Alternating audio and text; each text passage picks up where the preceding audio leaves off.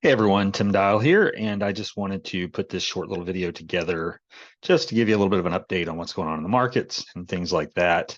Obviously, we just had an election. Once the election happened, the rates moved swiftly in the wrong direction. There's a lot of uncertainty when there's election going on, but anyway, today was another big day because today's the day that the Fed came out of their meeting. And for November, they'll have another meeting in December, but they came out of their meeting today. And then Jerome Powell speaks afterwards. Everybody was pretty sure that the Fed was going to make a 25 basis point rate cut to the Fed funds rate. The Fed's funds rate does not directly impact mortgage rates, but usually indirectly does over time. So, so anyway, they were supposed to make a 25 basis point rate cut. Everybody believed that, and that is exactly what they did.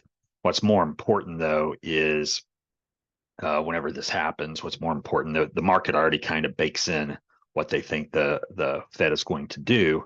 But what's more important is the comments that Jerome Powell makes to the press afterwards and the questions that he gets asked and stuff like that.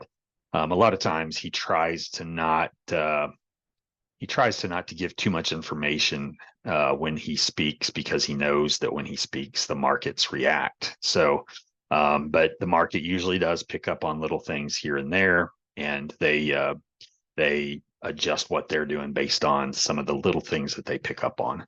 So anyway, that's kind of what today was all about. So I'm going to share my screen with you and go over a couple of things here real quick based on some of this that took place.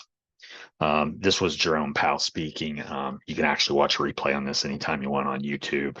I think they even have it. This is through CNBC, so I think it might even be on CNBC's site. But this is the replay of it. You can go back and watch it whenever you want to see what it is that he did say, what the specifics were, et cetera, and things like that. And then the markets do react to what happens from the Fed.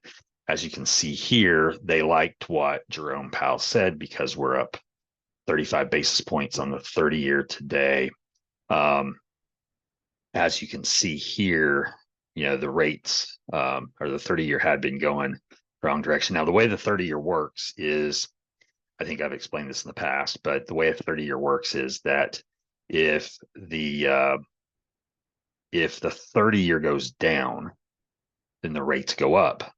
If the 30-year goes up, then the rates go down. So as you can see, we were in kind of a poor trend for a while here since September, where the rates were going up because the 30-year was going down.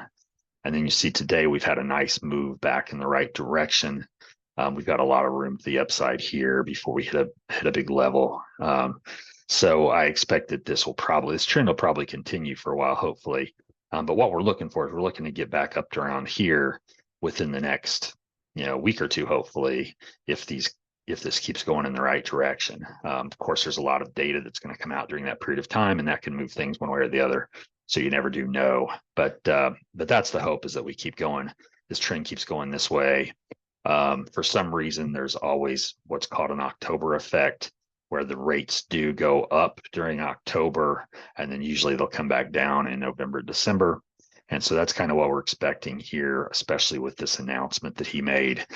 He's basically saying, from what he was saying, it sounded a lot like they're gonna continue along the current path as long as the data doesn't move swiftly in some unforeseen direction, which means if they continue on the current path, that means that they'll probably make another 25 basis point rate cut in December to the Fed funds rate, and then probably do some additional cuts next year. We don't really know to the extent of that because there's going to be a lot of data come out between now and then, and the data is going to drive what they end up doing. But they kind of liked his comments, and that's why we're in this range right now.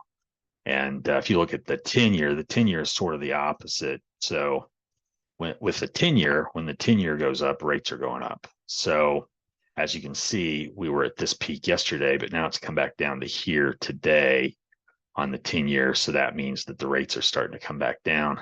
We should see that trend continuing. That's the hope. So that's pretty much it. I didn't want to get into too much detail or take too much time here today, but I do like to put an update on here every once in a while when there's something big that happens in the markets.